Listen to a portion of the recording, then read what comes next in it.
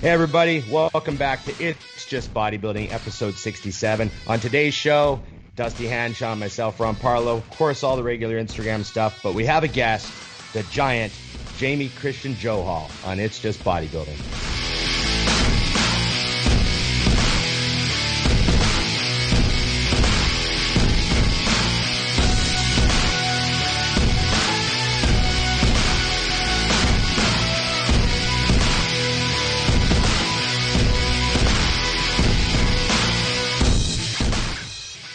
Dusty. It's a good word. You're fully bearded. Yeah, I got fucking ditched for a week, and there was some instant karma though. She forgot to book my regular slotted time. She's like, "Is there any way I can get you in later?" I'm like, No, I can't. That's my time. I guess I'll see you in a week. And then I get a text the next day. The guy that was supposed to come in, he didn't show up. That's right. I was like, that's right. The fucking universe watches my back always. How close were you? Were you right there, like 5 minutes away? I wouldn't go anywhere. This is a personal attack. She ditched me for another man. I mean, and I tip 100%. So let's think about that for a minute. It's just not a good move. Appointments. No. You know? See, I'm just impressed because last week, wasn't it last week you were down to just like almost fresh shaved stubble? Yeah, this is a week's work. I mean, things are getting. I'm probably just gonna let it roll now because now my next appointment. This is a week's work too. You got to remember that I told you what happened is it stopped growing up and gravity just took place. Right. So this is also a week's work. See, mine wouldn't be like that. It would be way different. Right. My facial hair is like the same as women's boobs when they get older. Everything just falls down. You know. Not in my case, so I buy them new boobs. But whatever. It is a funny thing though, how guys that go bald seem to grow heavy beards faster. The universe is making up for it. They're like, listen, we fucked you on the head thing. Right. But thank God what year it is. Beards are cool. So we're going to try to cover you. There you go. Plus, a guy like me, the more my face is covered, the better looking I am. Like if I wear a mask and glasses and a hat, I'm a good looking dude. Right. Then it's down to like everything's gone. You've got a nice watch on. I have nice eyebrows. We're good. You know what I mean? I fucking scope those things out. We're good to go. Yeah. Genius. Man, oh man, I got so much to say about the masks. Okay. I bet you fucking do. You look like you were gonna rob your own fucking gym the other day. I was like, I might rob my own gym. We're dealing with government tyranny up here and mask mandates and a lot of confusion and a lack of clarity, and we're doing our best at the gym, and you know, we really need everyone to mask up, but we fucking hate it, and we know that there's people that can't wear masks, and yet the government doesn't seem to understand how to handle any of that, and it's just a bunch of fucking nonsense. And so anyone from West Coast Iron who watches the podcast, we heavily appreciate you just masking up for our sake for now, and we're doing our best. So we'll figure this shit out. So we are minimal maskers if possible, so we're going to try to find as many gray areas and loopholes as our lawyer can possibly find or create. Yes. And, you know, we don't give a shit. We'll become a charity auction building if we have to. What do you have to put us under so that my people don't have to be waterboarded while doing their hack squats? That's What if we have to call the gym let's get it licensed as a school? Well, you can't do that because all the schools are closed. Right. Remember, well, no, not here. They closed the schools because the kids are invincible to COVID. Yeah, I know. That's funny thing is they're open here. They're open here without masks. So that makes sense actually because they're invincible.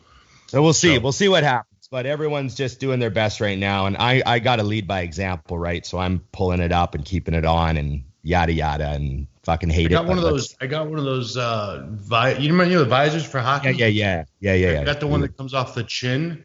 Yeah. Because they're being a pain in the ass at my gym as well. So starting today, we're supposed to wear masks, but I'm going to wear one of those stupid shields. Good. Same thing, just supporting the gym. The owner thinks it's ridiculous. Everyone thinks it's ridiculous, but we don't have a choice. Yeah. And until in the United States, until people are willing to understand that the best way to end all of this is just stop doing it. Yeah. That'll be the end. If everyone would just stop, and if all the businesses would stay open, and if people would just leave their fucking masks at home, they'd be like, oh shit, mutiny. Yeah. Okay, I guess this is over now. You know, it's the troops are assembling. I think they are, actually. That's what's scary. Anyways. Let's bring the giant on. We got Jamie waiting in the wings. Let's bring on the big man. Giant, overly muscular, tattooed model. With a nice vase of flowers. That's what you are. That is actually what you are. Jamie Christian Johal, welcome to the show, man. IFBB Pro, Instagram sensation, everybody's favorite 6'6" monster. What's going on over there in the UK? I'm all good, thank you. I just finished a great session with our very good friend, the Viking, 6'6" man himself, Josh Maley. So all good. There you go. I was gonna say it's funny that you're 6'6" and you're not the tallest guy on this show. It's terrible, man. I have to look up to Josh. Not very many people I have to look up to, but every damn time I train with him, it's a reminder. You two must be the biggest pair of bodybuilders in the world anywhere that train together. For sure. For sure. I've never really thought about it. Go to Siberia to find a couple of fucking Russian guys that aren't on Instagram. Maybe. They're that big. Yeah. I was thinking we are, between us at the minute, the best part of, well, we're over 650 pounds, so that's not too bad. Go. It's funny when two people. Yeah, three 2 1 2 bodybuilders. I think we got to get a video of like two of you guys getting into like a smart car. Yeah, you guys should do. That's actually, Dusty. Let's roll with that. You guys should do a video series about being together. Yes. Yeah. Like, it's funny when you see the big guy on the plane or the big guy in the small car. It's a funny little Instagram clip or a quick little TikTok reel. But you guys could do a series, like, Jamie and Josh get in an elevator, and it's just like a 1-minute video in like a tiny UK elevator or something. Because I know in London there's some pretty tight elevators. You could find a small one somewhere. Yeah, man. I think this is going to have to happen for YouTube. We're going to have to go on a traveling trip one day. Remember, fantastic. Anyway, give us a week.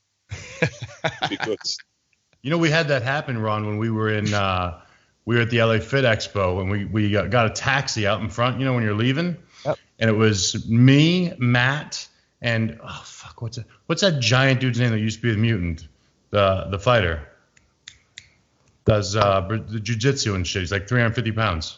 Oh yeah, Don Capo. Yeah, so we open the door, we get in the car, and then we don't realize it, but because the door was open, it is now locked on top of the curb, the door.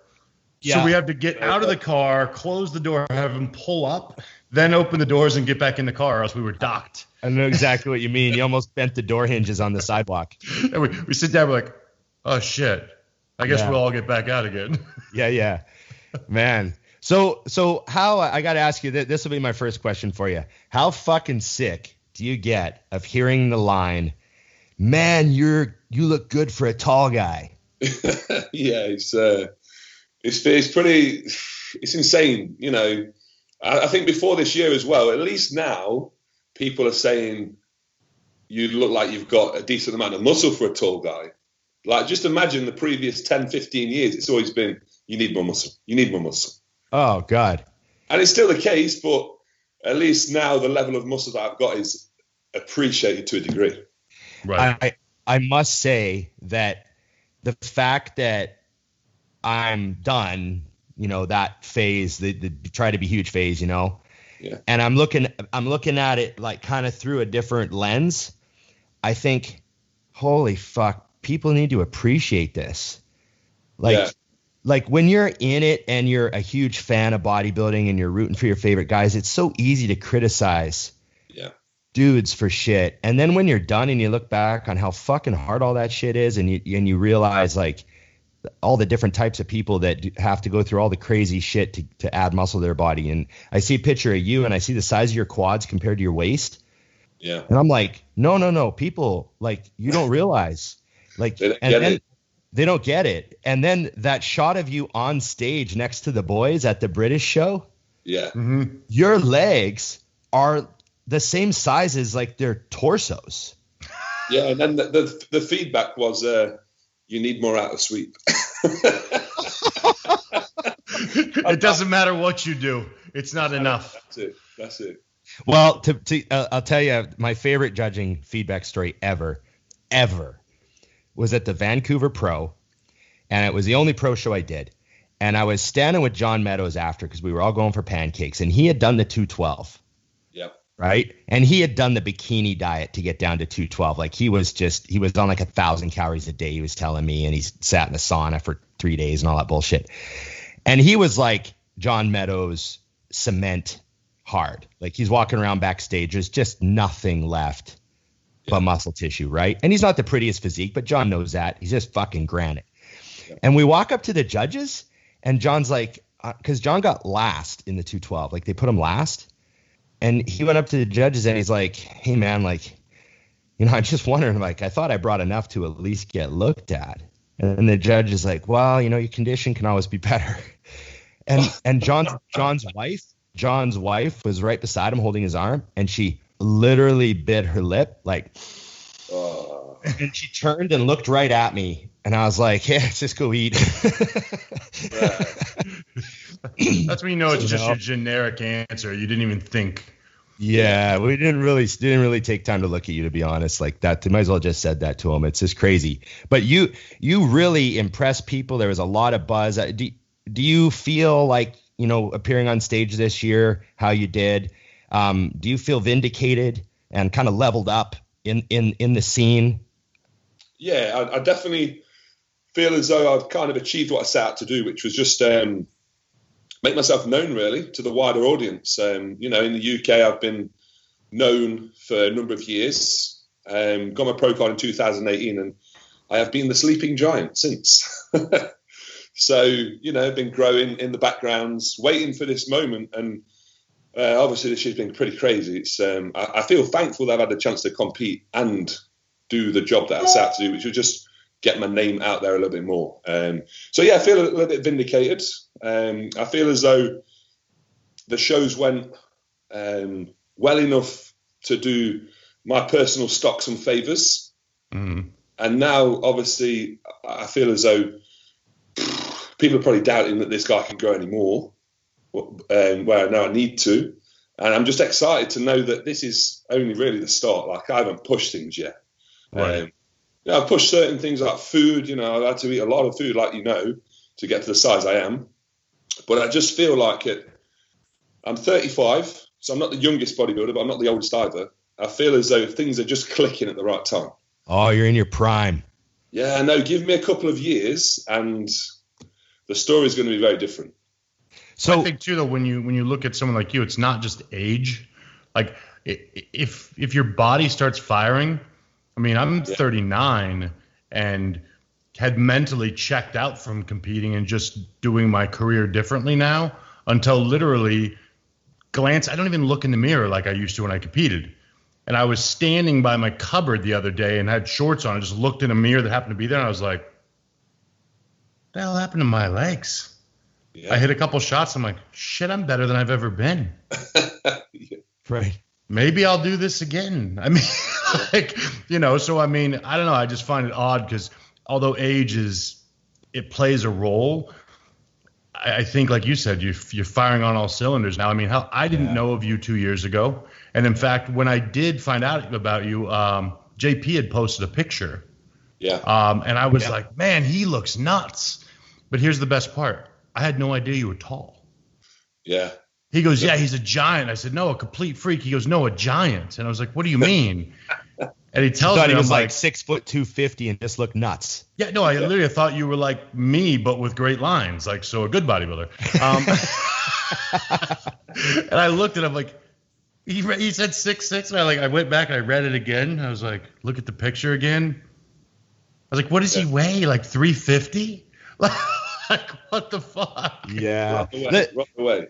Yeah. So it's funny. I always actually hate this question.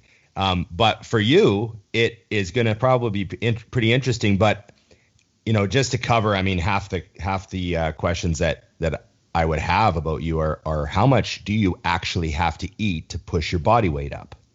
Well, we started the off-season diet literally 2 weeks ago. The starting calories were 6,400. And that's a start. I've had maintenance calories at 8,000 before just to maintain body weight. And how do you get that much food in? Like, it's a typical bodybuilding diet. They're mostly made up of clean foods, 6 meals a day, and it's basically what I can digest. So at the minute, I'm eating a lot of cream of rice, protein sources, typical beef, chicken. There's not really any what you would say bad foods in there. Mm-hmm. I'm not eating Pop-Tarts. I'm not eating cereals. I'm eating bagels and jam post-workout.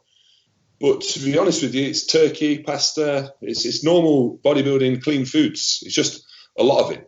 Is there any liquid calories in there or oils added for calories or fats or anything? Yeah, we've got some oils. So I have hemp seed oil, which apparently is high in polyunsaturated fat, so less visceral fat storage with that.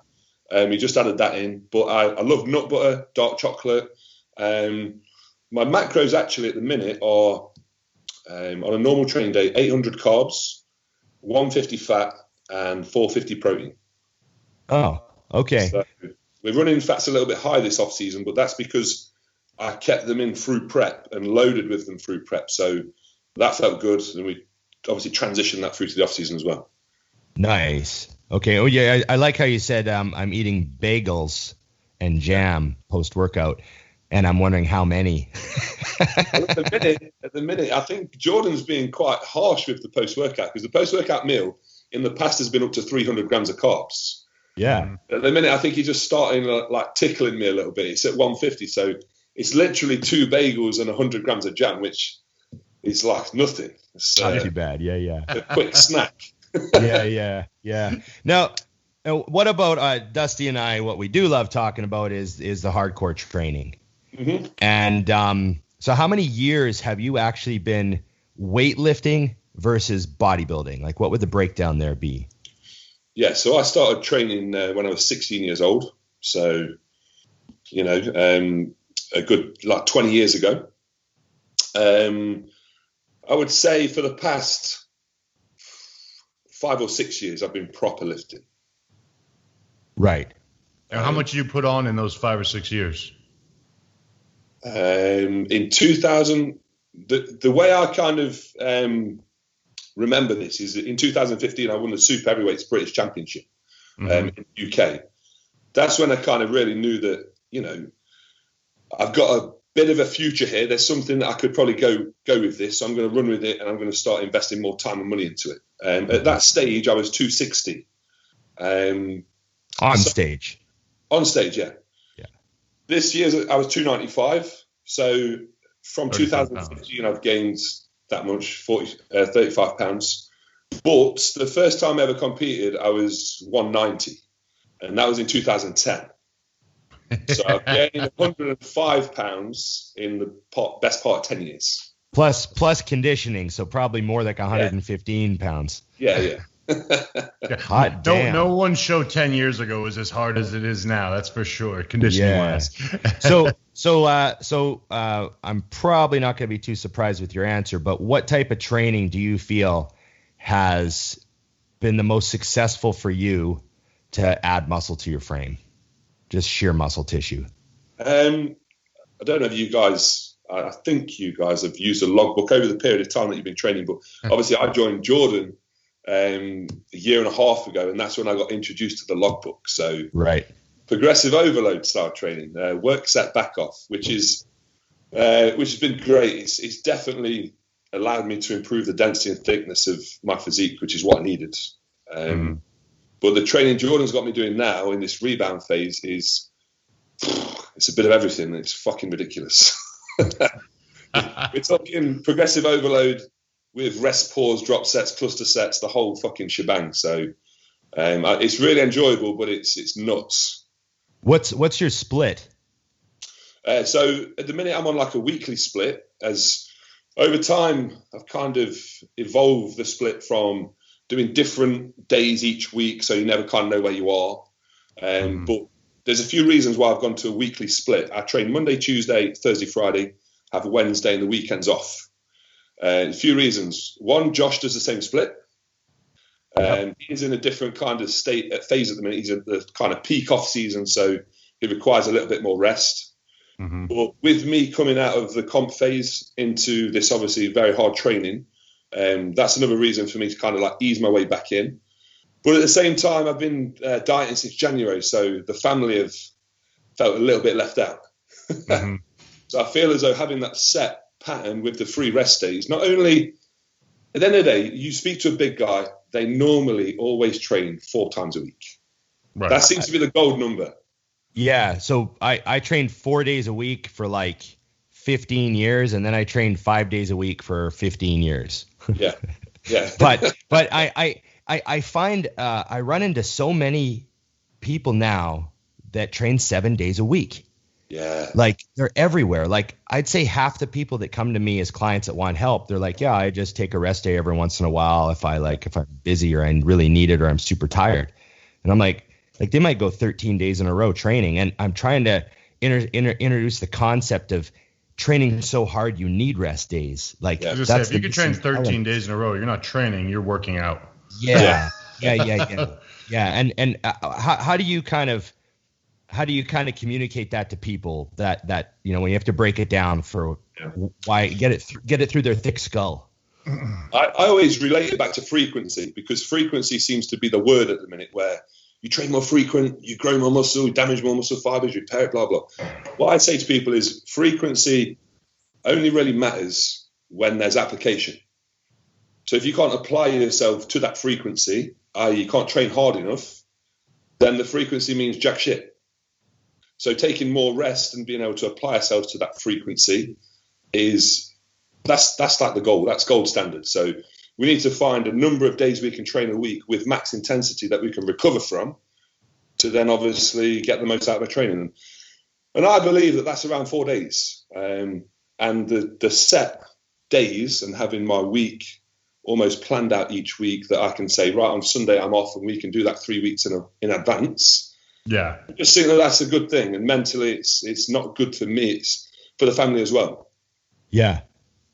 Yeah, I always tell people, everyone's looking for the perfect split. I mean, every single show, Dusty and I get questions about people thinking like, if they switch from delts and tries to chest and tries, it's going to help transform their body. And like, what split is better? And should I move hamstrings to Wednesday? Because I really need. It's like, oh man, I'm like, first of all, you don't need a different program because you have a training partner. You guys are doing great. Like, people don't understand the training partner. That trumps a lot of fiddling around with all the other bullshit. Like, you and Josh together, the sum of your parts is more than if you were separated training separately. Yeah, he missed me at the back end of prep. I think I nearly made the big man cry. I could see that. Yeah. But no, you're dead right. A good training partner is probably the most beneficial thing in this whole thing you can have. Unfortunately, they're hard to find. So when you find them, you just got to grab onto them like a good woman. How did you find Josh? Did you place an ad looking for a training partner, 6'6"? I don't adjust squat rack bars. You know what I mean? What did you put in the ad? Man in need of same stature. Yeah. Must have long flowing hair. Wait a minute. What? can't back squat. Must use hack squat or leg press. Oh my God. Yeah. I can't even imagine with you two. I mean, you guys have got to get into the YouTube money. I'm dead serious. Yeah, I mean, obviously I watch the podcast on YouTube. I watch your YouTube, Dusty. I've got my own YouTube that's got quite a lot of content on there, but I'm going to go to town on it. So, you know what? I'm not going to even say that I've claimed this idea because I haven't even thought of it, but I'm going to take this idea. I'm going to run with it. You're going to see some Josh and the Giant tours. Oh, I love it. Even you guys just have to. Yeah, you guys just being around normal sized people in video is just fucking hilarious to me. So, We've been on an aeroplane together once when we used to be both sponsored by BSN back in 2015, and the whole plane, we was both at the front, the whole plane was looking, and you can imagine a few, I would say 6 or 7 people said, please can you both sit on opposite sides of the plane so it balances out? So it doesn't flip over? Yeah. So that's just a little insight, isn't it, to what could happen? Yeah. I think between that, though, truly, and then the training, because you can't push it enough I mean, I got to start getting now. I want to kind of watch more of your stuff as well, because people don't get it. I've had many guys, that have my programs. They're like, I just don't think it's enough volume. I'm like, send me a video. Yeah. And they'll send a video, and I'm like, no, I need to see a working set. And they're like, that was a working set. And I'm like, oh shit. I didn't mean to insult you, but that's not a working set. I mean, I want to see near death every time. Yeah. What are some of the weights you would work with? Like people have all these kind of weights in their head for what's impressive, but with the levers, your length, and I know you guys are mechanically very sound with how you move weights. So what are some of the poundages that you use in the gym? I mean, all hack squats are different, but we would work up to 620s a side and a 10. And that's on a hack squat that's not a lying down one. Right. Yeah. For Dusty, I gotta convert 20 kilos to 45 pounds for Dusty. Yeah. Everyone watching, wait, what's that? You put 520s aside? Where do you even get 20s? Where are the 25s? Yeah. 225s. There you go. There you go. Leg press. What's our working weight at the minute? We're on Jordan's programming. The leg press is at about 500 kilos. So what Jordan is insane about the depth of a leg press. Yeah, he doesn't want you like coming to your chest. He wants the back of your knees to be behind your head. Yeah. If you can't feel your bollocks popping through your shorts, then you're not deep enough. Literally, I had Jordan write me a program one time, and he literally wrote, he's like, the deepest you've ever done a leg press is shallow from what I'm looking for. Yeah. Right. Which sucked because the gym I'm at the leg press isn't set up properly. And I actually pointed out when I post leg press videos, I'm like, this would be shallow to me on any leg press in the world except for this one. Right. And it's not even because it's deep enough. It's because if I go any deeper, all I feel is I'm about to tear a hip flexor. That's all I can feel. Yeah. What with you two guys both being the same height, your arms are probably both approximately the same length. Your levers are probably both very similar. Do you still find that there is a discrepancy? Like you're a better presser, he's a better puller, or is there anything like that? Yeah, for sure. I'm definitely stronger on pressing. Josh would admit to that, and he's definitely better on pull. I think we're quite even on legs, so it's a good battle. Every session's a battle. Today we've just done incline barbell press, and we've both had on there. Again, I can't convert this to pounds, but no, I'll do it. 320s a side and a 5, but that I think that will quickly progress to like 4 plates a side. Yeah, that's 365. So I mean, yeah. So that's a ton. Levers, I don't think it takes that much away from a good lift. I'm not the strongest guy, but I'd say I could keep up with most people. What do you get with 3? So what's a rep range on that for you? So that's a 10. You got 365 for 10? That's a shit ton, especially the arm length. Yeah, you're a fucking beast presser. You would kill me. Yeah. Another thing too that people never do is I had a friend who was a sports and conditioning guy, and he loved his math formulas. Yeah. And he would always say, he said to me once, he goes, do you know the formula for power? And it's like weight times distance over time. Yep. And he goes, you do that math and you get the power, units of power that you're generating. And he said, so a guy with longer arms, he gets a higher number moving the same amount of weight. So he actually is generating more power than a shorter guy. Even if the shorter guy lifts more weight, his math formula might work out to fewer units of power required. So the distance that you're moving, like you're doing those deep leg presses and the sled's moving what, 4 feet? Yes. The length of my entire body. Yeah. You got the Cybex squat press at my gym as well, which is that's a great one. Yeah. And you that must hit your calves at the top, hey? Does the frame hit? Yeah, the frame at the back, yeah. He's like, yes, it does. Yeah, because those plates come right up like that on it for a tall guy. So that's a brutal piece. Evil. What about your mindset? Like, are you two guys sort of big smiles, hassling each other, yelling, or are you silent and deadly? Like, what are your workouts like? There's a little bit of yelling. Yeah, there's a good amount of like camaraderie and getting behind one another. I would say training is relatively serious because at the end of the day, we're there to do a job. And just touching on another subject, I own my own gym, just like you do yourself. It's been very nice. I'm going to say this now. My members are going to watch and probably think, what a dick. But for me, especially competing in prep, it was amazing to have my own space with nobody around me. Hey, Dorian used to train before he opened the gym. Yeah, it kind of opened up my eyes, to, okay, there's levels to this bodybuilding. And as we progress as an athlete, as a professional, the levels go up, the stakes go up. So I think the next thing on the agenda is trying to find or create a private facility. Yep. Right.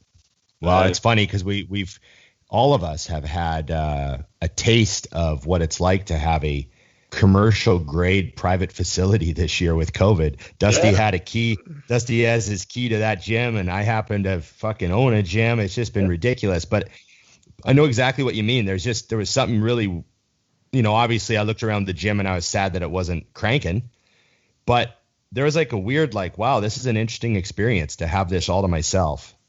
How many people ask you guys, how has it affected you? Sorry, what was the question? How many guys asked you, how has COVID affected you? And you're probably there scratching your head thinking, do you know what? Has it changed anything that I do? No, very little. I changed literally nothing. I mean, the only difference for me was the gym, the fact that I was the only one there. Yeah. But the day to day, like I've realized that I've been practicing social distancing my entire life. Yeah. Oh, Jesus. I don't really talk to a lot of people to begin with. Yeah. Yeah, and then there was that phase there where restaurants were closed, and I realized that the only hobby I had was going out to eat. Yeah. I'm with you on that. Fuck, that was weird. Like, you know what I mean? Just missing the social aspect. That was my only social time with anyone was I grab a meal with a buddy or something, right? Yep. So, yeah, but otherwise, you're right. I mean, bodybuilders worldwide, if they had a gym, nothing changed. It was a different planet, though, because what's funny is the gym I started going to, my buddy bought it, and then like 2 months later, COVID hit. Yeah. So I started training there, and I was already telling him I'm gonna build my own place, but not to make money. Literally, I'm gonna have enough friends and stuff to pay to cover the nut of this place, and that's it. And then as I started training there, I started, hey, we should get one of these. So he'd buy it, and then get one of these. And now people are like, when are you gonna open your gym? I'm like, I already got one. Someone else paid for it all. Everything I want is in this fucking gym. Perfect. So now I have no reason to, but it's been crazy though, because you really do see when you spend that much time in a gym, like when you create exactly what you want. I've got 15 pieces on the way right now that we're still waiting for, but people are coming into the gym, he said now, and literally they walk in the front door and they're like, hey, I need to sign up. And he's like, you want a tour? They're like, no, we're good. I already know what's coming. Yeah. What do you have to say to people about the mental aspect of what you've been through this year? Like, what were some of the things that you had to do to stay focused and not stress about show cancellations and what might happen and just fucking grind? I think the biggest thing everybody needs is a goal. They need a goal. They need a focus. If you've not got a focus or a goal, obviously they're both the same thing really, but if you've not got one of those, then you do probably wake up thinking, what am I going to do today? My daily routine is mapped around the goal. That might be 12 months, or it might be 3 months, or it might be the end of the week. But I've always got something I'm working towards. And I had this conversation with a lot of people. I had this conversation with my wife. It's just, I think for us it's easy because the goal is to improve.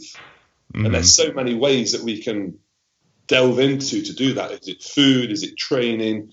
Is it mindset? Is it improving our business acumen and listening to podcasts? And I don't know.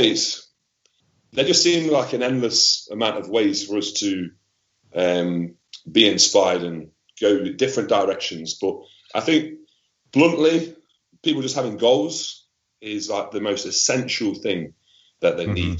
And that can be small or large, but A man or a woman without a goal is, I don't know, going around in circles. Now, I like that too, because I think with us, you're right, we have the advantage of you've got a long-term goal of whatever, winning your first pro show. But now today you can go into the gym with the short-term goal of getting 365 for 11. Yeah. When you got it for 10 last week. And it's like, so you have those immediate gratification goals that all head you towards that long-term goal. Because I had a client reach out recently, or a would-be client reach out, and I said, what are your goals? And he was like, I'd like to get top 5 at the Olympia. And I'm like, oh, shit. Okay, can we back it quite a bit back down? And how are we going to get there? Because right now I'm hoping you can win a local show. To be honest, I actually love the idea of shooting for top 5 at the Olympia, as long as you've got those 1 year goal, 6 month goal, 1 month goal in between now and then as well, because a goal that big is the same. It's like, well, that's like a dream now, more than you're not really even working towards it. You know what I mean? Yeah, definitely. It's like these guys in lockdown as well, that obviously are all around the world, that have been left without gym equipment. I know I've got my own gym, and probably people might think that, it's all right for you to say that because you've been sorted. But I would like to think that I'm 100% sure if I was in other people's situation without equipment, I'd make damn sure that I got myself in a situation with equipment. However that would be, beg, borrow, or steal. I want this enough to just make certain shit happen. Right. And I think people's mindsets are very defeative and negative, and just generally people give up far too easy. I agree. There's always a way to. I have a client, you'll love this, he's in the UK as well. You guys couldn't even get weights. Like, plates were not available. Everything was sold out. They were so expensive. And he kept telling me, he's like, well, I got to figure it out. And one day I get a call or a WhatsApp video, and he's showing me an umbrella base. Yeah. And he goes, these weigh 33 or 33.8 pounds a piece. And I was like, okay. He goes, when I drill them out, I have 7 more on the way. He drilled them out so they would fit a bar. Yeah. Now I have weight. I was like, okay, there's a guy who fucking wants it. Yeah. Found a way to create weight. I went and bought 100 quid's worth of wood or timber, whatever you want to call it. And I built myself a weight bench with a squat rack. Right. I didn't need it because I got my own gym, but I just thought, you know what, I'm going to show people what you can do if you want to. Right. And it's still in the shed. It's never been used, but so we get TikTok video this episode to get one. Yeah, it's on the YouTube. Ron, I'm stepping away. I got to heat up my food.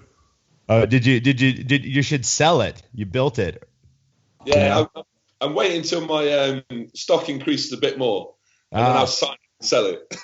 Hey, what's going on, guys? Thanks for watching another podcast here at Think Big Bodybuilding Media, and thank you to our great sponsor, TrueNutrition.com, for making this all possible. TrueNutrition.com is owned by Dante Trudell, the creator of DC Training. He wanted to create a supplement company that offered high-quality, third-party tested supplements at a fair price. High-quality protein powders, just about every type you could think of. Huge variety of flavors, plus health and performance supplements. Check them out, TrueNutrition.com.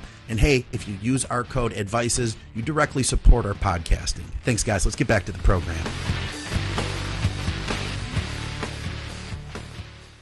So I was told, ask him about being a model. Oh, gosh. Do you know what? On YouTube, there's some really embarrassing things from about 2011, 12. They're good in the sense that I look tiny, so it shows you how much I've grown. But me and the wife was actually watching them the other night and just cringing. Oh, wait, just your, because you did some modeling, right? Yeah, a little bit. Like I said, 2012. So we're looking at 8-10 years ago. So let's just say, you're looking at the pro lineup and you're thinking, what's possible for everyone up here? And when I look at you, I think, well, you got something that transcends the bodybuilding stage. Like, what about the whole movie route and the whole, that whole scene? I mean, it's got to have crossed your mind. Have you done any of that stuff? Yeah. I think, it has crossed my mind, and I always plan forward and think where things possibly fit. So this year's obviously been a bit of a shit show. Things have just happened however which way they have. But the plan was always to compete in America, and one of the shows I would like to do is California. So I think next time I'm in California, in shape, I'm sure I can meet the right people. And I think life's all about coming across the right people. No pun intended. Yeah. You've got especially in LA.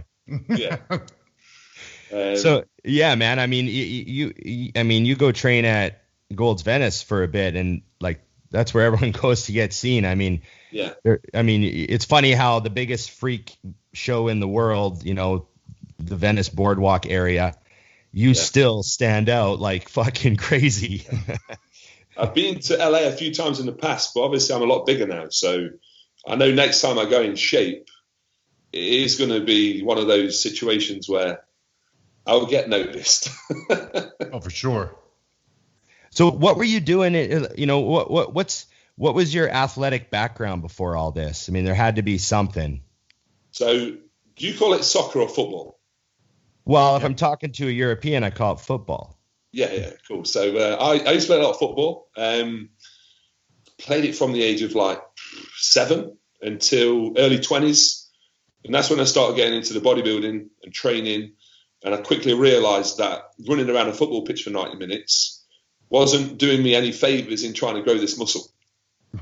So that's when the paths just went separate ways, stopped the football, started competing. And then at 23, 24, I'd been training since I was 16, so it wasn't like an immediate thing like it is nowadays with the youngsters. But 23, 24, I started actually taking performance enhancements.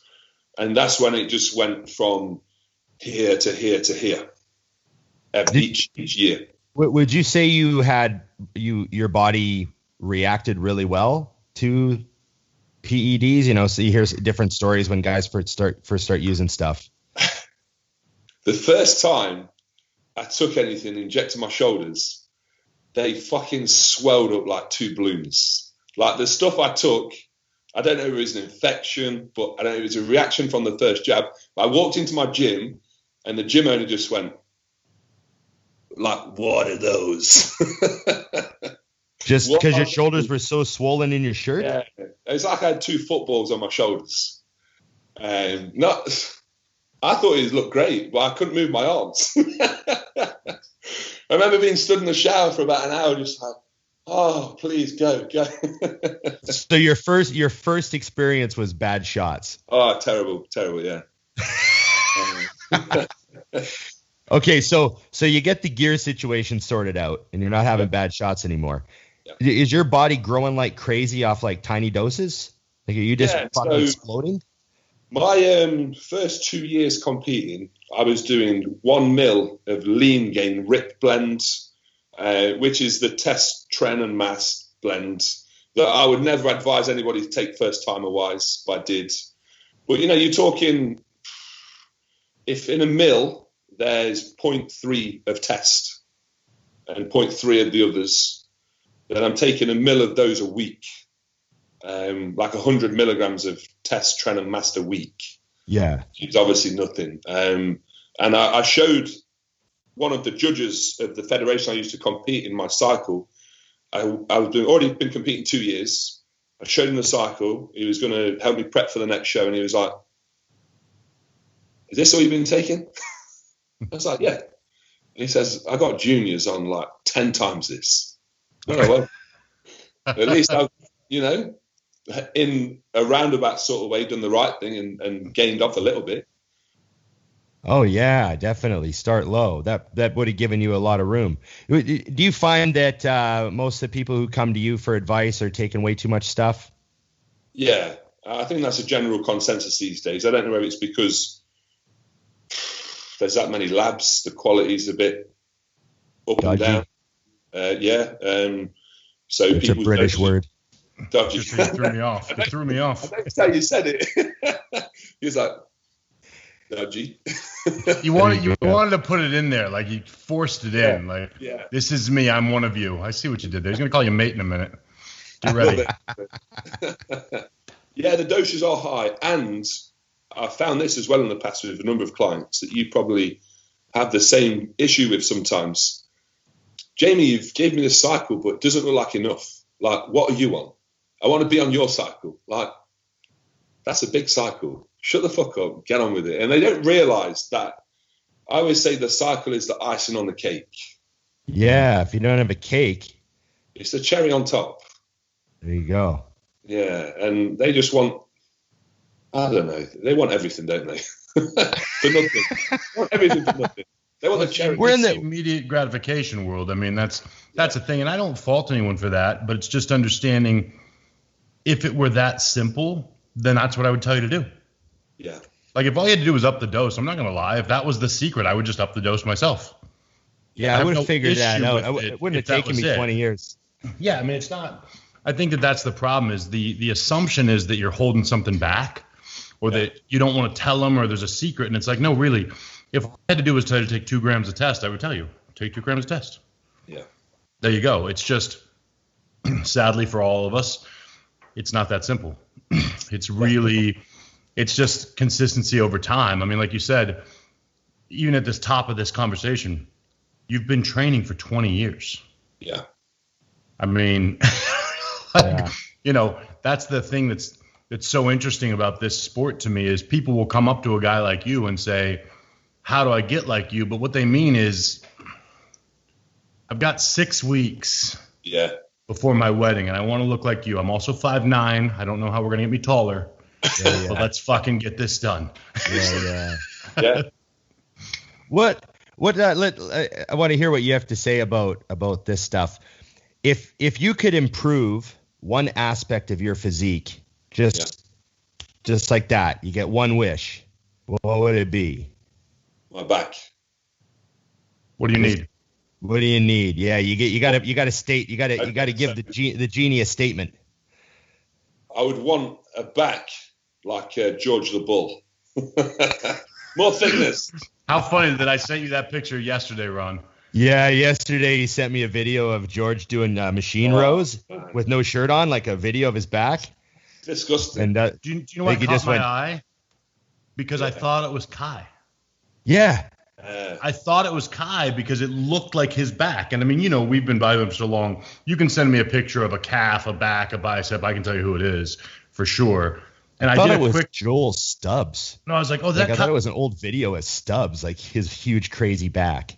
Yeah, I threw the gauntlet down yesterday. I told Ron, I said, meet your 212 Mr. Olympia.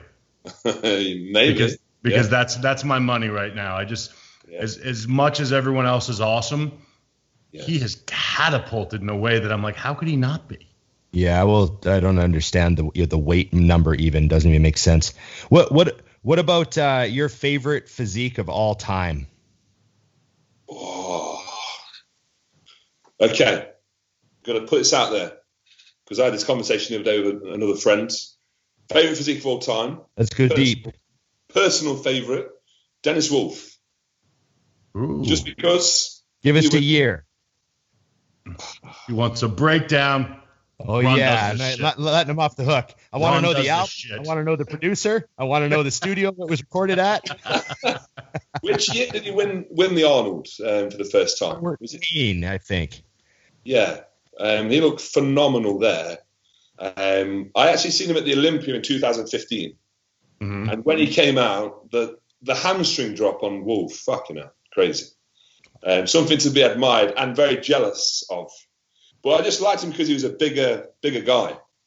And they always said he had high lats, but for me, his shape was. See, but I like high lats sometimes because when you've got a small waist like his, it like highlights the fact that you have such a small waist. Yeah, definitely.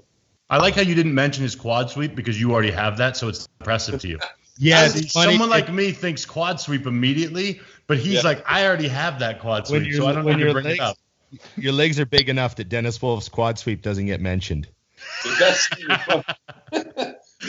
about Wolf is he had shit calves just like me, but it gives me hope because he plays so well in shows. Hey, I'm a fan, man. I'm team tough struggle calves. Yeah. They've got shit calves. Like, you're telling me I've got shit calves. You think I don't know. Right. You know what you should do, bro? That's my favorite, too. Somebody points out and you're like, I spend my entire day with myself. Have you ever tried drop sets? Mate, it's insane. These Instagram armchair fans really do get you sometimes, but it's just a case of laughing or crying, isn't it? I enjoy it. I like to play with them sometimes. I'm like, I got some free time. This will be fun. Guys, I've got to drop a bombshell and go for a quick wee, okay? Oh, no worries, man. That's awesome. Not a giant bladder for definite. No. I love it. So I can finish in the time I was gone, I knocked down 50 grams of protein and heated up my rice. So you're good to go, buddy. This is good. A little mid-show. So this is during the commercial break. We're doing you break and I get a little chat, right? And the guest is talking to the guy who leads the band, and you and I are discussing, the next segment of the show. I like it. Okay, sounds pretty good. Planned out. Good. Yeah, did I tell you, for those of us, for those watching, we were a little bit late recording today because we had an inspector show up at the gym. Guy or girl? Do they have clipboard? Guy, clipboard, actually notepad. Yeah. So it's we knew they were coming. The mask mandate dropped last week, right before the weekend. Mm-hmm. And I said, I bet they roll in here. I bet Monday morning they fucking sweeping gyms. Sure as shit, 8:30 a.m. Fucking hello. Oh, so that's okay. We got good. There you go, man. Look at you all refreshed. I see the stress just gone. That pee stress. I know. Shaking and. Oh, yeah. It's like you're having a wank under the table or something. Yeah. Not me. I just need a bit. Okay? Nope, just need to piss. So what area of England are you from? So I live in Nottingham. The famous Robin Hood. That's how people always remember it. Are you running around in the bushes and... Wears tights to the gym. Wears tights to the gym. There you go. Steal from the rich, give to the poor. There you go.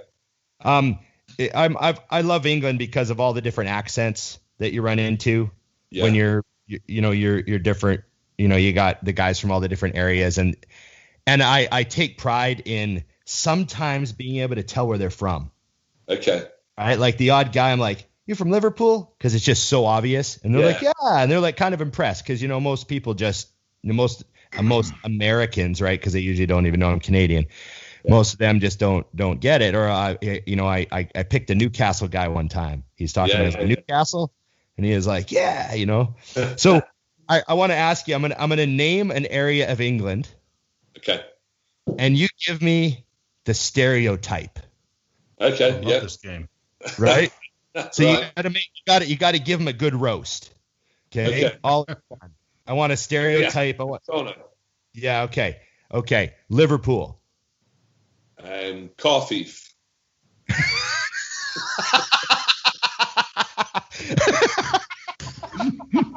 Right out the gate. That's exactly what I was looking for.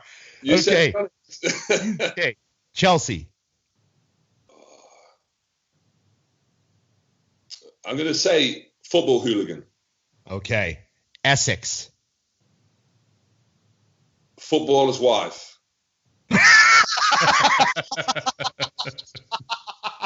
Even better. Trouble on. Okay. Newcastle. Well, they got to have the shell suit, tracksuit, and the big curly wig. The tracksuit with the wig? Yeah, it's Kevin Keegan was a Newcastle football manager. So whenever anyone mentions Newcastle, I just think of Kevin Keegan. Okay. You immediately just turn them into him. Yeah. What about Manchester? Manchester. My dad's from Manchester, and he's very dodgy. So I'm going to say... Don't let your dad watch this show. What is the Only Fools and Horses, Arthur Daly? Wheeler dealers. I freaking love it.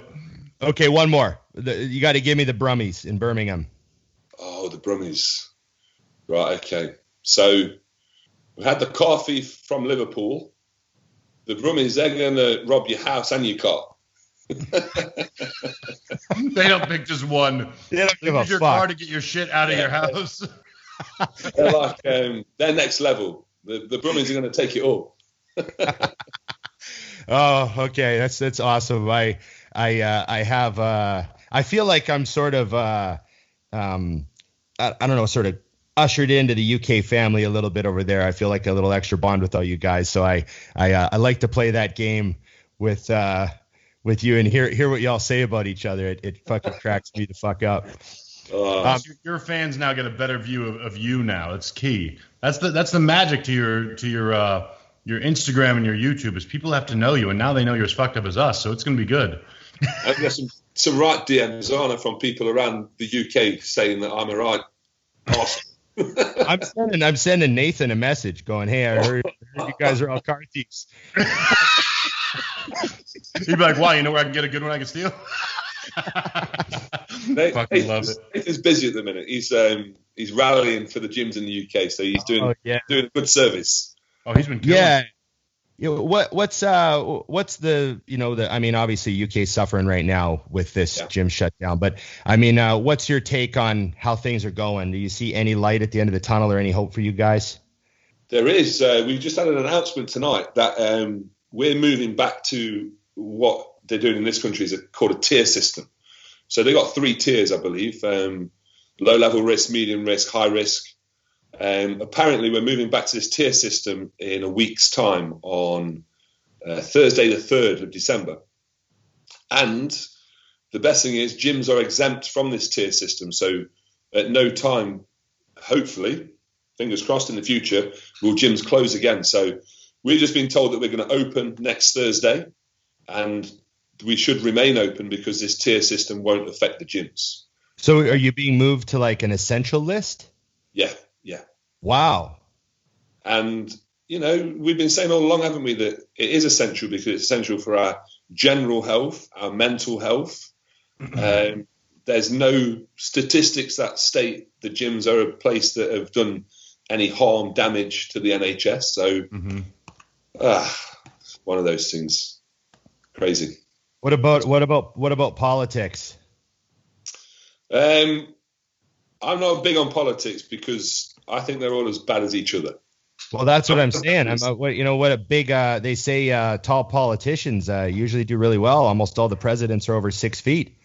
Yeah. Yeah. You think maybe, if I can get in the game, I think if you put Boris Johnson on stage next to you and you guys have a logical chat, I mean, you're going to look pretty damn good on TV. You're probably going to get the female vote. There's a reason for this tall politician thing, I've worked it out just as you said that. It's so all the ladies are the right height on their knees. Oh, there you go. This makes logical sense to me. Yeah, I see where his head's at. And no one really planned it. That's just how it works out. Yeah. Someone one day was like, I have an idea. Yeah. I'm sick of having to stand on this damn chair. Yeah, man. What about I got one more for you. What about music? Do you guys crank it in the gym when you're training? You wear headphones? What are you listening to? Do you and Josh listen to the same shit? Yeah, man. So Josh is a big fan of rock. Obviously, loving the T-shirt. Okay. Yep. Got some AC/DC on. Tonight it was Rage Against the Machines. Oh, damn! 1990s. Yeah. So I said to Josh, choose the music based on what you like, because I'm one of these that knows the sounds of the songs but doesn't necessarily know the artist. Right. But you're like, I like this. This sounds like boiling nails. I can train to this. Yeah. Josh is the man with the names. He's you. Excellent. Josh is you, Ron. I walk into the gym and I tell the gym owner, I'm like, I want to hurt someone today. He goes, I got you.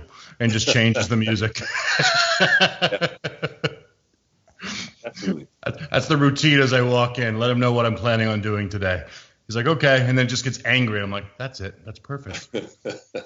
What would be, if you had to give your plan for next year, the sort of what's in your sights? I mean, what would you say? At the minute, obviously, I want to have a nice period of time off season to grow the bits that I want to improve for next year.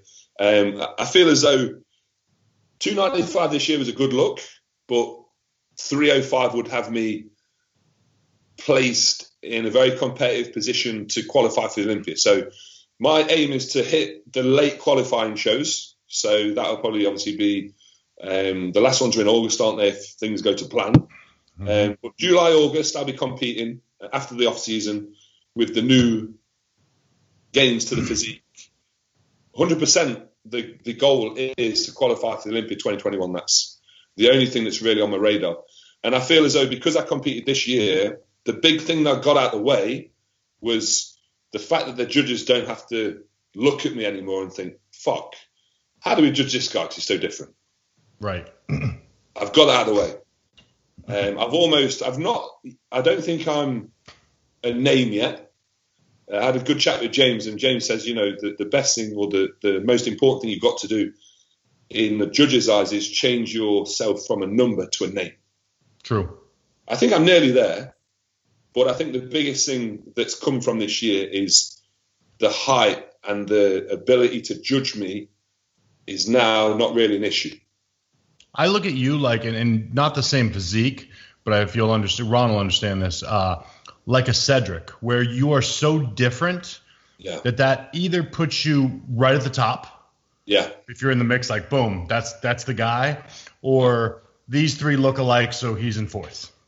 Yeah. Do you know what I'm saying? Because that's how I always feel about Cedric. He either wins or he's like fourth. Because he looks so different from everyone else. Yeah. Difference being obviously you don't have the same physique, but just that gap in what you look like. But the nice thing is you're a mass monster freak that's also put together well, which doesn't even make sense. Yeah. Most of us don't get to claim both sides of that coin. It's like I'm ugly as shit, but it's freaky. Did you? I mean, my reaction was a yes to this. But did you feel that you left your shows this year, despite the judges, forget the judges, but the people who were there to see you, did you feel like you left with a higher level of respect from those people? Yeah, definitely. Even though, and this will only come in time, but I think the judging from the shows, if they took more time to move us around and place me next to other people, I think the placings could have been better. Mm-hmm. But I know that will come with time, and I know that it doesn't happen straight away. So it wasn't a negative at all. Right. And the answer to your question, definitely yes. What would be some of the things that you heard from people that you respect that really sort of said, you know what, I fucking really did what I had to do this year? Yeah. So after the Spain show, I literally walked backstage, checked my phone. I got an Instagram DM from Hunter Labrada, and he said, well, that's how you make an open class look like a 212 class. That's all you need, man. That was quite funny. And from a very respectable bodybuilder who's going to do very well at the Olympia. I've had people like Fuad obviously say good things. Ian Valier bring me up on the podcast a number of times. I think just getting some positive remarks from people in the industry that I follow, like yourselves, is all that I really need to keep me pushing. Not that I wouldn't push anyway, but it's a great sense of achievement that I have kind of landed in this professional zone, so to speak, and I'm kind of being noticed for the right reasons, not, oh, he's too tall, he's got no hamstrings, he's got no calves, he needs more mass, he needs this, he needs that. We all know what we need, but it's nice to be noticed for the things that we have got as well. Right. When you reserve your spot at the table is kind of what I call it. Like the cool thing about the industry, and I'm sure you've already seen since turning pro, is like there's a respect level that just comes in when guys know you're, Ron, I've talked about this, a real bodybuilder. Yeah. And that's one thing that people that aren't in it don't understand is like you're a guy that was already freaky, but made drastic improvements. So everyone already knows what's coming because you've already proven it. It's like, okay, well, what he did then times 2. Yeah. Oh shit! Like this guy's for real. So you're getting the respect because you earned it, not because we all know it's not handed out for free in this sport either. No, definitely not. What about the engagement with fans aspect of it? Like you've spent a lot of time at booths, at Body Power and all that stuff. What would you say are, let's say, 3 things that you're hoping a fan would leave the booth thinking after talking to you? I would base this question and my answer on, I believe, the pinnacle of the person that you should kind of aim to be in the industry, and that's Flex Lewis. Like, you meet Flex at a booth, there's no way you can say anything bad. Like, he just doesn't make you feel welcome, but he'll make I've noticed this about Flex, he'll make a point of letting your partner know that he's there and he's engaging with her as well. He just doesn't miss a beat. So I would like someone to walk away from the booth thinking, fucking hell, he's a really nice guy. The other thing is, he's just like he is on his social media. Because there's so many people at the minute with social media that kind of have to put this alter ego on, and it just doesn't make sense to me. Like, be yourself. Yep. So that's another thing. That's just 2. Do you want 3, or is that good? Yeah, you need 3. I can't go 3. back on my question. So one thing I get a lot, and probably one thing you guys thought, I don't know, but he looks a lot bigger in person than he does on his photos. That's the best compliment in the world right there. That's the number one thing I always heard at the booth. Yeah. And that's apparent for us tall guys, because we take a shit photo. Yep. No, but it's key, because that's when people say that. Most of the people who are saying that to you, though, they already know you're fucking huge. Yeah. The funny when thing they was, walk up, it's even crazier. They're like, holy shit. The funny thing was even when I, kind of retired and I started dropping weight, I still kept getting that. Yeah. I'm like, how small do you think I was? The bigger guy to attract the attention, though, and that's always, even when I was like 220, 230 on a booth, I was still getting loads of attention. Oh yeah, we're just a freak show, anyways. Yeah, not bad. What was your off season last year? The heaviest? I got to 325 fat. So the fact that I'm 315 at the minute, lean, is going to be a nice off season. I think awesome. We can definitely get 330 in good condition, and then it depends how far we want to push it after that. Yeah, right. You still got cheekbones, man. Yeah, at the minute. No, you're not. I remember. We're having you on in 2 weeks and see if you still have them. Yeah. Yeah. No, probably not. We're doing a cheekbone check-in every 2 weeks with you. I want to see those fuckers gone in 2 weeks. To be fair, the post-cycle rebound stack with the insulin and GH and the few bad meals that I had off plan did hold a little bit of water. I've only just got rid of it. Your ankles weren't exactly bony and detailed. Oh my God. You know what as well? This is like an educational thing right now. I did the worst thing ever. I went to see my massage lady and she said, what the fuck did you do that for? So my view was, okay, I've got water retention in my ankles. I'm going to wear flight socks. Because you wear flight socks on the plane to get rid of the water or make sure you don't hold water. Anyway, I had these fuckers on for 48 hours. Oh, shit. She said you wear them for short periods of time when you're active on your feet so you don't hold water. When you keep them on for prolonged periods, especially when you sleep, the water pulls and holds in the place that you've got them on. It's like you're holding it down and not letting it out. Yeah, so your whole knee was like this fucking big? Well, I was on the seated ham curl with Josh. Not with Josh at the same time. I was on the ham curl, my feet out in front of me like this, and I'm thinking, my ankle's like this. Like, I don't even want to take these socks off to have a look, but that looks insane. He can't see the top of his shoelaces because his ankles are in the way. Oh, no. Been like there. One of them old people with the big boots because their fucking foot's like an elephant.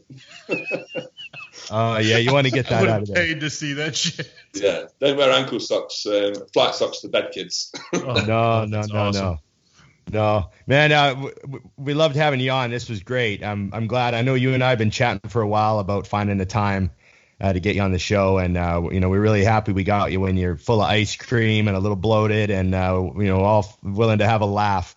So, really, what's your Instagram so people can know where to find you and all that stuff? Give us the deets. Yeah, so Instagram is AKA The Giant, which seems pretty straightforward to me. Yes. But when people look at it for the first time, like I was on Nick's Strength and Power and he was like, Aka the Giant? No, AKA The Giant. Maybe I should put it something different, I don't know. No, I got it. I got it right away, man. I got it right away. Pretty simple to me, so we're good to go. And I'm not the sharpest knife in the rack, so we're good. Yeah. Before I go, I thought of another idea, Ron. So I will definitely come to Canada once the world has righted itself. Oh, goodness. I need to get me on YouTube on the BMX.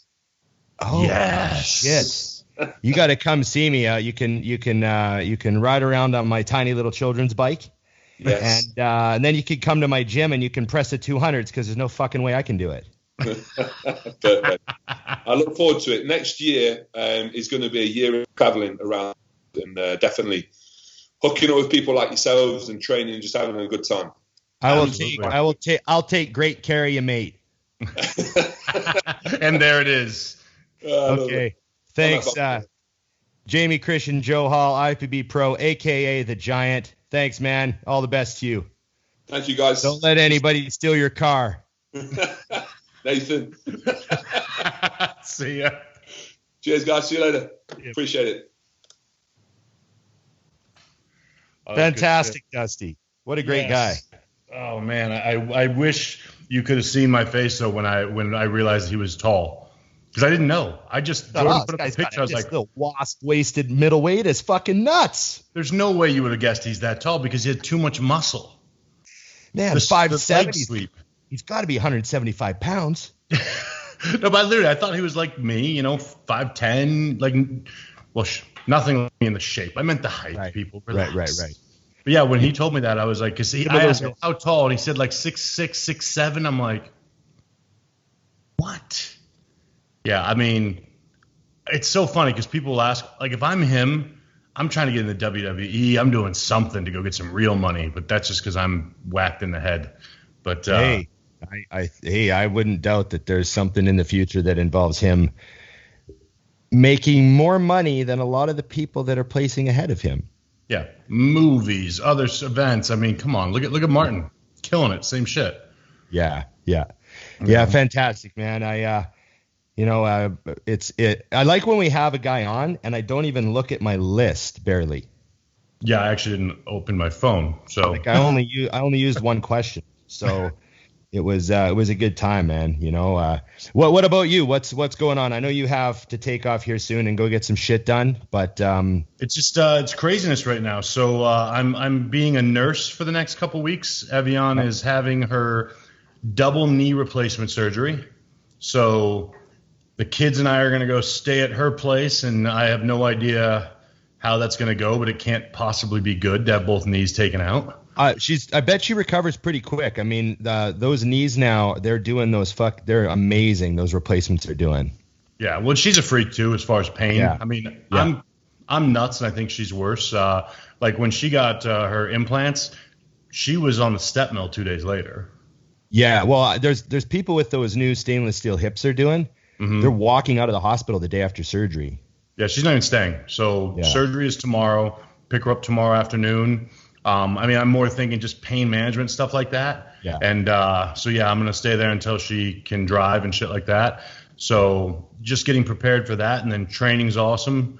They're leaving our gym in our city alone as far as changing anything. So right now, the only alteration is I'm going to be back to – I remember when they started making you wear shields in the dub if you weren't already grandfathered in. I used to tilt my helmet back so that the shield would still be above my eye line because it drove me fucking nuts. And then you would take it off if you were going to fight. And now you can't even do that because hockey's not hockey anymore, but I digress. Anyways. That's how I feel at the gym now. I'm like, so I'm going to wear whatever. That's fine. As long as I can breathe. I tried the actual mask literally because I was like, I got to stop being a dick. I'll wear one of these. And I realized two things. Number one, I'm born to be a dick. And number two, I cannot hack squat while being waterboarded. I could not breathe. I was like, so I've been using a bandana. Okay. And my intention was I'm just going to take this down every set and put it back up. Right. That was my intention. But I found that on all my warm-up sets and prep sets, I wound up just leaving it up. Right. And so if I like smush my face, like how you're pressing and you make your fucking workout face, it moves away from my nose. So you can breathe. And I feel the air just blows right up out of the mask. And then I suck in And it just comes right through the bandana because the bandana is like the weakest of all the cloth masks, right? Yeah, I see what you're doing. You made a choice. I made a choice. I went with the weakest, least resistant mask. And so I can actually, what I'm doing is I'm breathing in through my nose because it's unobstructed for like a bit. Right. And I get a real good air and then I blow it out and it just goes right through the mask. Yeah, it shoots open, yeah. And then I even noticed that I forgot I had it up and I did some work sets with it. It wasn't, I know on leg day it'll be different. I'm doing legs today, but I mean, I fucking hate it, but I'm just saying I found my own little sort of happy place where I can just like, yeah, well, we got to do what we got to do, right? So you're dancing with that gross woman who wants to give you a hand job so that she'll give you an A. Oh, right. Well, I was the that happened to you? One that she didn't want to dance with, but yeah, same. Let me stroke it and you'll pass. Just kidding. High school wasn't like that for me the whole time. No, not the whole time. Just around finals. Okay, man. So have a good week. We'll get together again next Monday. Maybe do this again, bro. I'd say we make it a date. Maybe we make it a regular thing now. What the hell? Okay. And we're working on some really good guests that have some really heavy hardware. Nice. I like this. I like this. We're going. I'm excited to get Rogan on. It's gonna be great. Definitely. I'm sure he'll respond to my tweet. Yeah, just shoot him a tweet. He gets me all the time. Tagged him. He should see it. Okay. Thanks, buddy. Remember, like, share, subscribe, comment, ring the bell, tell your friends.